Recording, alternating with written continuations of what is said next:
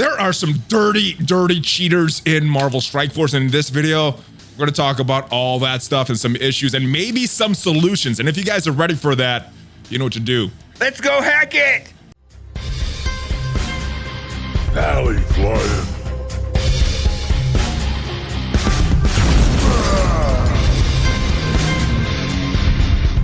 What is up, Valley Maniacs? ValleyFlyin here. I am back. Welcome to the channel. In this video, I have my buddy OhEmGee here, and normally we make fun, silly videos, and maybe this one will be fun, but this is a serious topic.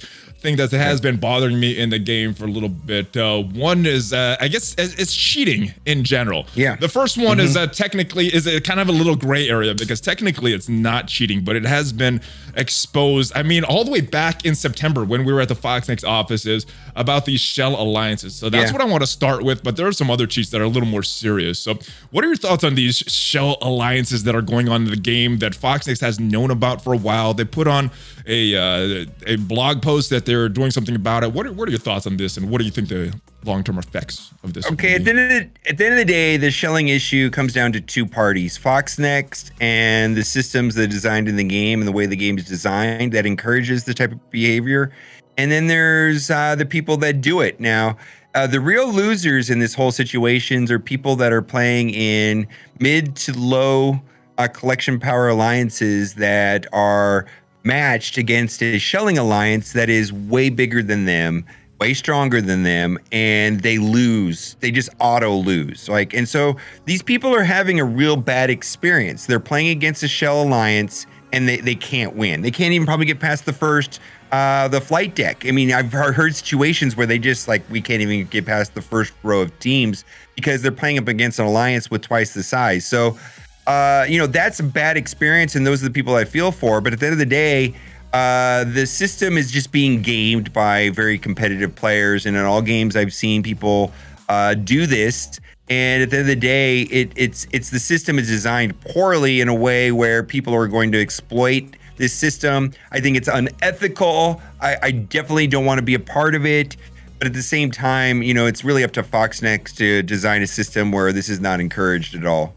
Yeah, it's really a bad thing. The gray area comes, it's like you said, it's not really against the terms of service, and you know, they're just kind of gaming, playing within the rules, but not really with the competitive spirit of what this war has been meant to. Now, let me back up before we move on just a little bit, because some people might not be familiar what exactly a shell alliance is. Can you explain that, what exactly shelling is for the people that aren't aware what is going on? Well, it's basically there's two alliances, and the players bounce between the two alliances so that they will get a 100% win rate in war. And getting a 100% win rate in war, the rewards are better than actually advancing your alliance into a higher tier, like going from gold 1 to gold 2 to gold 3 and gold 4. And the problem that I have currently is I think that there are players with high collection powers that have been in these shell alliances and been bouncing between the shell alliance and their normal alliance, and their normal alliance has a very low rating. Like, it's not like a gold 1 or they're in silver because they haven't been playing the way that the game was designed, where, you know, we play in a competitive alliance and maybe we have a slightly better than 50% win ratio, but yet we're moving up, right? Yeah. We have a slightly better than 50% win ratio. So the problem that I see, and I hope this to not become a thing, is that they're going to change the way the shelling works so that they're actually going to fix the problem, let's say. And then there's going to be all these players that have been actively engaging in shelling, and now they're in alliance that is not going to benefit from the shelling anymore. And they're going to be like, oh, I'm in a low, you know, I'm not going to get the best rewards. Now that I have to play alliance wars correctly, I'm going to ditch this alliance and I'm going to jump into a legitimate alliance that's very high rated because they have high collection powers, and they're going to be taking spots from people that played the game correctly. Hopefully people in these alliances that have been playing correctly and then have like gold 4 or higher, you know, ratings over 1,000, are not going to be making room for these players that have these high collection powers that are wanting to leave their their shelf and their main alliance because they have bad ratings. Does that make sense what I'm saying? It does. I don't know how to explain it. It does. It does. And I'm fearful at that point when Fox Next implements certain changes, if there's going to be a bunch of these high collection power players that are going to take spots from players that have been playing legitimately this whole time. And that is a fear of mine. I think it's going to be up to the alliance leaders in alliances that have, in alliances that have been playing correctly and they have, they've gone above 1,000, let's say, or wherever they are, right? Yeah. They're going to have to be like strict on who they let into these alliances. Is this person coming from an alliance that was shelling? And have they been getting the benefits of shelling? And the only reason why they're leaving now is their old alliance is because they can't shell anymore, and they want to jump into an alliance that's been playing the game correctly, the way that it was intended. Yeah, this has been something that's been going on for a while. I think back when we were at Fox Next, it was when a video was released on this thing and this problem, and the shelling thing's been around at least. It still hasn't been fixed. Yeah, so. This is Fox Next was aware of the shelling issue as early as September of last year. There was a video made about how shelling works, and there has been no fix, no solution, nothing. I mean, I know they know about it, but we'll see, right? Yeah. All right. Well, that one is kind of a gray area, like I said. It's very unethical, but not really breaking rules and not technically cheating, but this one is. Let me go to my Blitz score real quick, because I work hard for this Red Skull Blitz, and but there was a lot of people, 70 million in Blitz. Oh my goodness. And I think this guy was the number one in the first Red Skull Blitz, but these are some crazy scores. And I think a lot of people, correctly or not, are suspecting that a lot of these scores are due to Blitz Bots. I actually intended to make a different video today, but I saw there was a bunch of posts on Reddit about Blitz Bots. It looked like the hot topic, especially with the new Blitz that came out with this Scientist Supreme getting red stars as the reward. And I guess the fear that a lot of people have is these Blitz Bots are gonna get more prevalent. Now, I know I am seeing these the ads for these as I am watching YouTube. And my question is, what is happening right now? Because I know in the other game that you played, just making a video highlighting this got legitimate content creators banned. Not even using any of those, just talking about that got that banned. So what are your thoughts on that?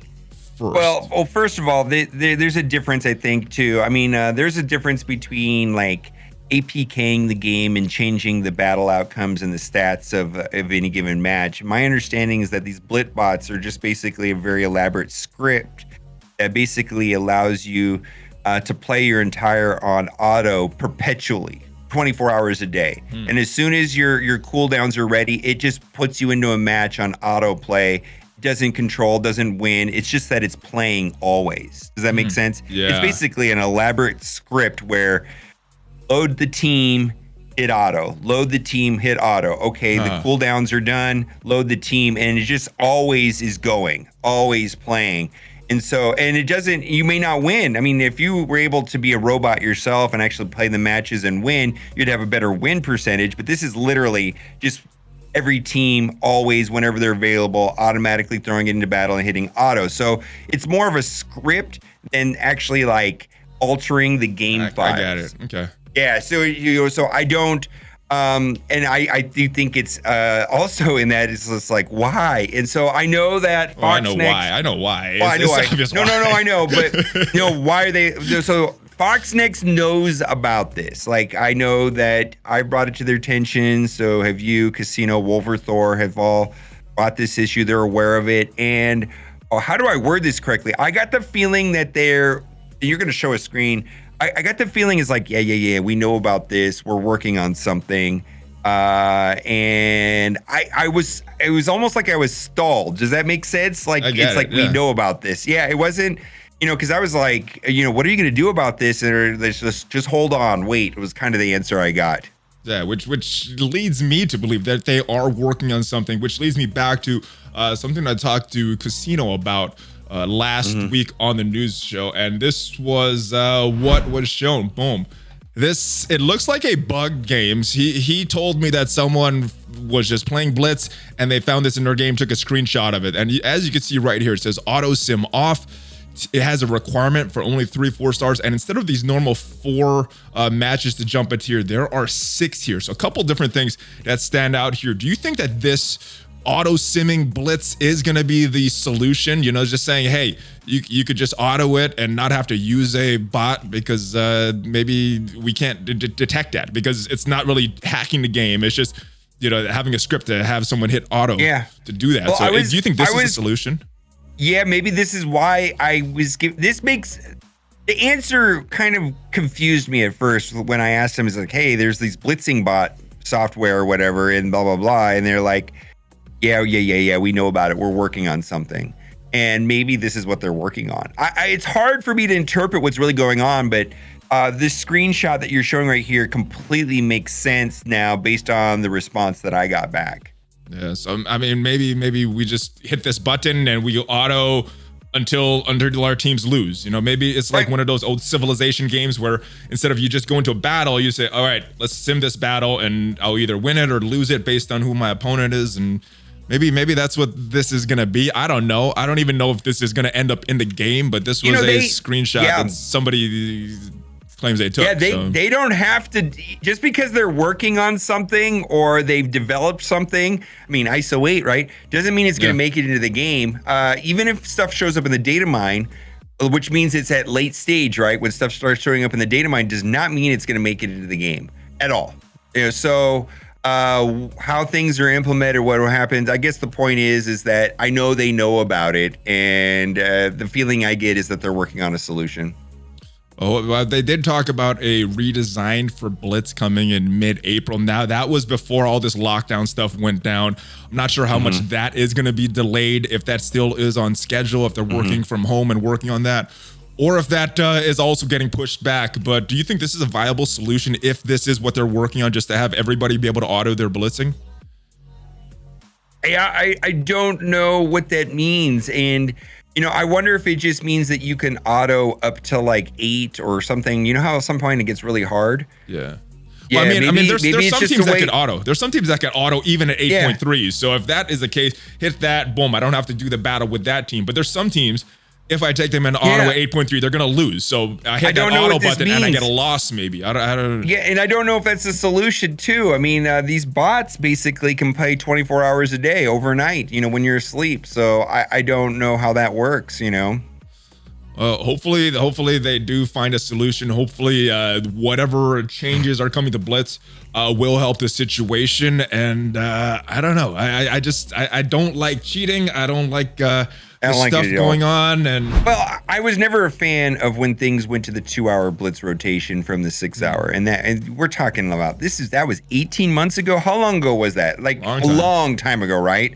And it's just like, you know, because my main thing is like, this is going to lead to scripting. This is going to lead to paying players to play your game when you're asleep, or bad sleep schedules. At least with the 6-hour rotation, it's like, wow, I can put this down for like 5 hours and go to sleep. Where 2-hour, you know, what you play the game for and at 30 minutes, get through your rotation, maybe more, right? I don't know how long a rotation takes for some people, right? You go through a rotation, then you're back at it in an hour and a half. It's just this constant thing.